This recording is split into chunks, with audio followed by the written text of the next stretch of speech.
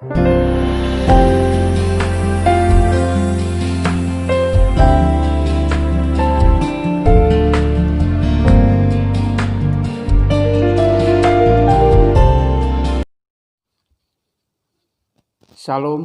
saudara-saudaraku yang dikasihi dan yang diberkati Tuhan Yesus Kristus.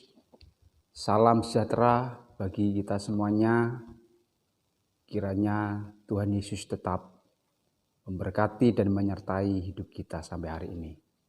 Kembali bersama dengan saya dalam program Renungan Kristen, Kristus Alfa Omega. Bapak Ibu Saudara yang dikasihi Tuhan, pembacaan renungan kita kali ini saya ambil dalam Matius pasal 12 ayat 37.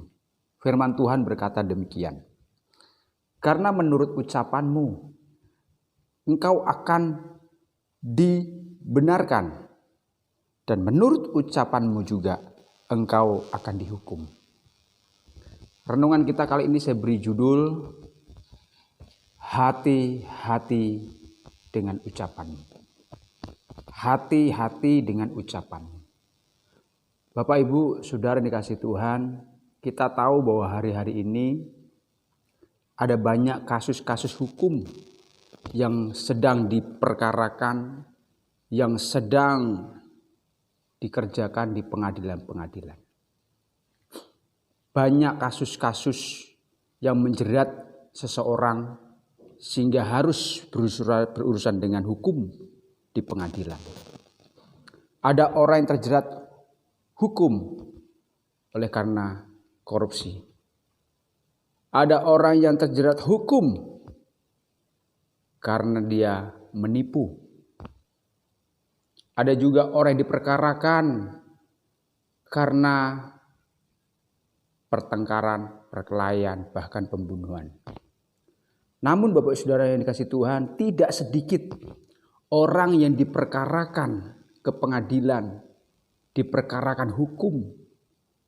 Banyak orang itu karena masalah perkataan. Masalah ucapan yang seringkali tidak bisa dikontrol atau tidak bisa berhati-hati. Ya. Sehingga dengan ucapannya yang salah, yang dianggap keliru, yang dianggap salah di mata orang banyak ataupun di mata hukum, dia harus berurusan dengan hukum. Bapak Ibu Saudara yang kasih Tuhan, ada banyak orang diperkarakan itu hanya karena bukan perbuatan, tetapi hanya karena salah bicara. Misalnya dia mencemarkan nama baik seseorang, sehingga orang yang dicemarkan tidak terima, akhirnya dibawa ke hukum. Ada orang yang berbicara mengandung konten pencemaran nama baik agama, itu juga bisa diperkarakan ke hukum.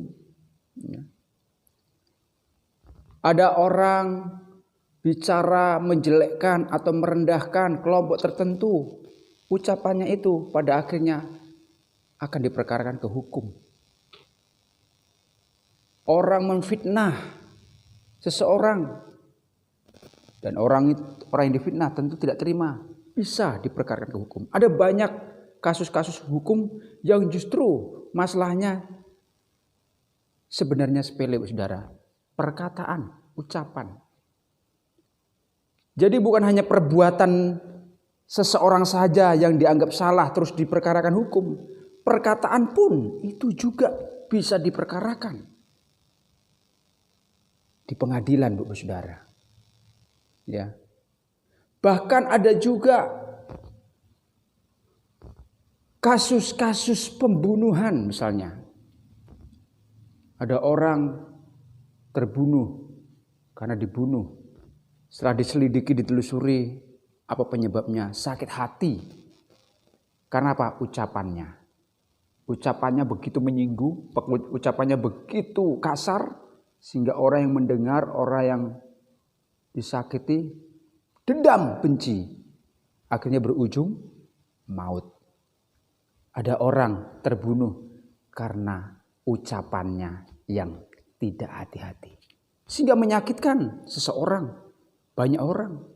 Nah, Bapak Ibu Saudara yang dikasihi Tuhan, dalam hidup ini Bu Saudara, ya, baik di depan hukum, baik di depan orang banyak, bahkan di depan Tuhan, ucapan kita itu harus kita jaga. Kita mesti hati-hati Bu Saudara. Karena dengan ucapan inilah kita akan diperkarakan. Firman Tuhan tadi dikatakan apa? Karena menurut ucapanmu engkau akan dibenarkan. Dan menurut ucapanmu juga engkau akan dihukum. Ya. Kalau kita berkata-kata, kalau kita berucap, ya, yang baik, yang indah-indah, yang manis-manis, ya, tentu kita akan menuai pujian dari orang. Kita akan menuai sanjungan dari orang. Oh, orang itu baik. Bicaranya santun, selalu membangun. Tapi kalau perkataan kita selalu negatif, selalu menyinggung, selalu menyakitkan, selalu mengadu domba, itu bisa diperkarakan. Baik diperkarakan di hukum manusia ataupun diperkarakan di hukumnya Tuhan. Bapak Ibu sudah dikasih Tuhan, kita mesti belajar mengendalikan ucapan kita. Memang lidah itu kecil, di dalam kitab Yakobus dikatakan lidah itu kecil tapi membahayakan, bisa mematikan Bu Saudara kalau kita tidak bisa kendalikan. Bisa mematikan orang lain, bisa mematikan diri sendiri. Lidah itu seperti api yang mampu membakar ribuan hektar hutan. Lidah itu seperti nahkoda kapal yang bisa mengendalikan kapal besar. Bapak Ibu sudah kasih Tuhan, lidah kita, ucapan kita sangat menentukan kita benar atau salah.